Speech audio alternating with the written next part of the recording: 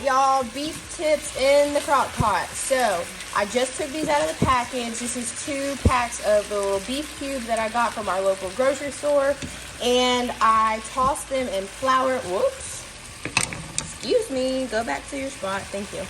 I tossed them in some flour, and now I'm just kind of braising them just a little bit, but now they do have this nice brown color on them. So I'm gonna go ahead and throw them into the crock pot, and I'm gonna put all of these good drippings in there too in the bottom. That will be so good for our gravy later. Okay, y'all, it is 2021. If you are not using crock pot liners yet, I don't know what you're doing, because seriously, this is the greatest thing ever. You get like 8 in a pack. Let me show you all my little box right here. Oh, okay. My little slow cooker liners is what they're called. And you get these 8 liners in a pack, and they're all like 3 something, and seriously, all like such minimal cleanup. You just take this whole bag when you're done, and look, watch this, watch. Nothing is touching the pot. Oh yeah, put all those little drippings in there. Oh my gosh, that looks so good. Smells even better. I wish y'all could smell it, but anyways, seriously, when all this is done, and it does not change the flavor of the food. It's still all the same. It still cooks just the same way. They're amazing, seriously. Okay, y'all, I had to put you over there. I'm gonna show you this little concoction of beef broth, brown gravy mix, and 1 packet of onion soup. Please excuse all this. I'm in a hurry, y'all. I'm just trying to show you how easy this can be. So you just want to pour all of the packet of brown gravy mix. This is the Great Value mix, which is Walmart, and let me tell y'all, if you don't know, Walmart has the best packaged gravy, like, of everybody. I've used everybody's. I've used Winn-Dixie's, I've used Publix. Walmart is the bomb. So then you're going to add 1 of your little French onion soups in here. Y'all don't pay no attention to my nails. I don't know what I was doing with this blue. I thought it was cute, then saw it on camera. Not cute. All right. And then your little whisk. Look, I got this little whisk from the Dollar Tree. Is it not so cute? And then you're just gonna put just enough of the beef broth in there, just to kind of make sure that it can all mix up. But basically, I just put enough just so that when I pour this over everything, it will coat it well enough. I don't want it to just be really thick and mushy so that it doesn't spread well, but it'll also all sit in the bottom, and all those juices mixed with the meat juices. It's gonna be good, seriously. All right, so let me show y'all what we're working with. There we go, see? So this one's kind of soupy, did a little bit more than needed, but it's okay because you are gonna be adding more beef broth later. So for now, I'm just gonna pour this over everything in here.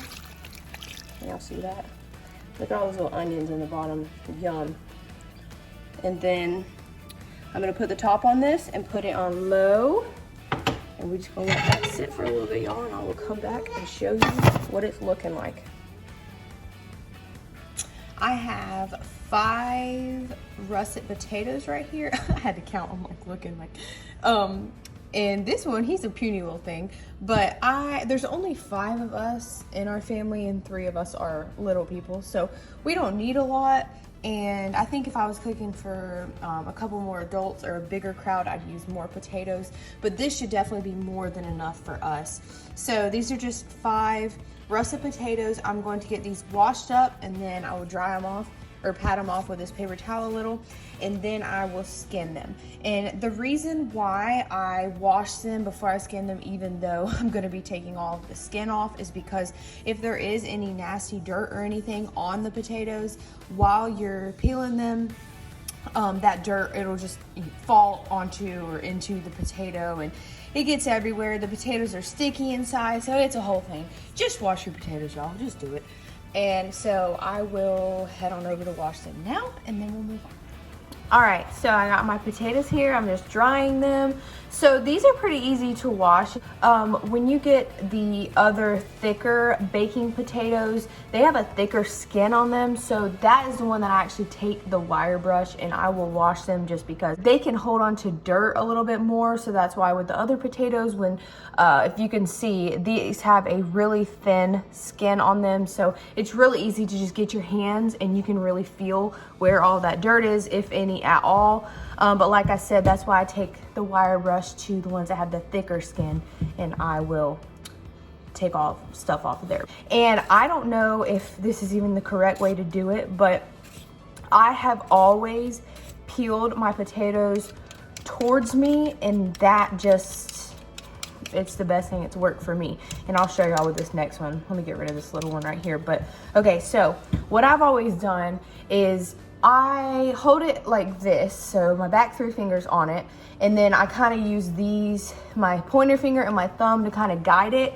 And so I had just hold this like this in my hand, and I keep all my fingers down here so that I can hold it on the bottom and I won't catch any of my fingers.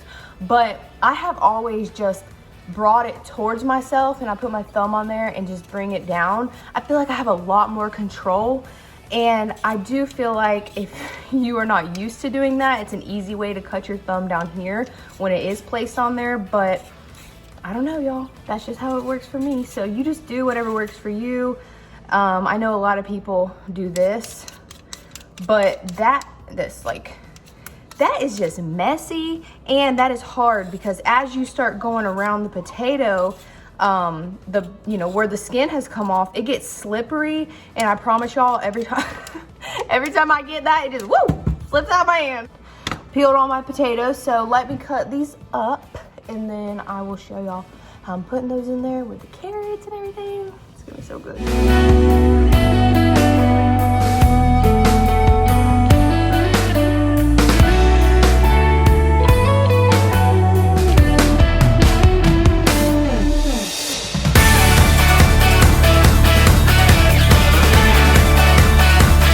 Here is what our little beef tips are looking like so far. It's so good.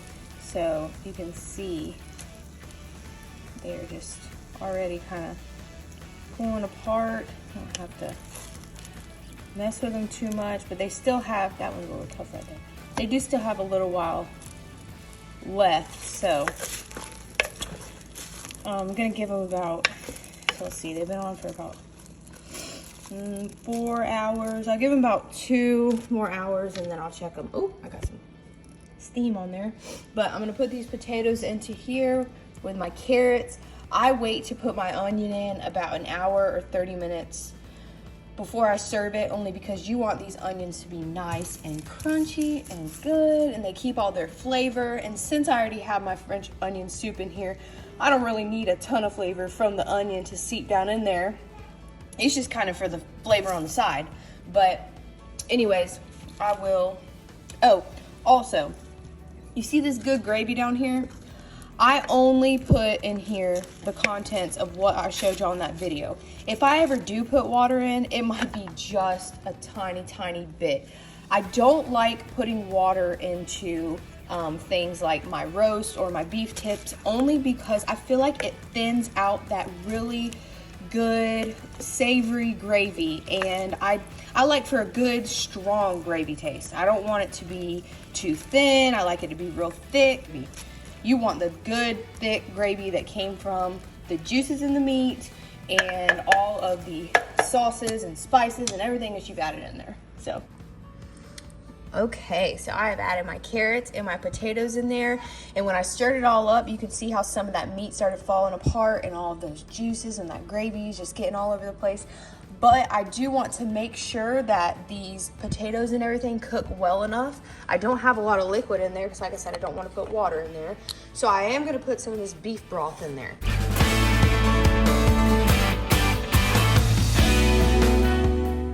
Okay, so if you do want your gravy to be a little bit thicker, you can take about 1 tablespoon of this cornstarch, mix it in with half a cup of your beef broth that is already in there, and then pour it back in, and it will make like a little bit of a slurry. And once you pour it back in, it makes it so much thicker. And look at this gravy, y'all. It just turned out perfect. The meat is falling apart, the potatoes and the carrots are perfect.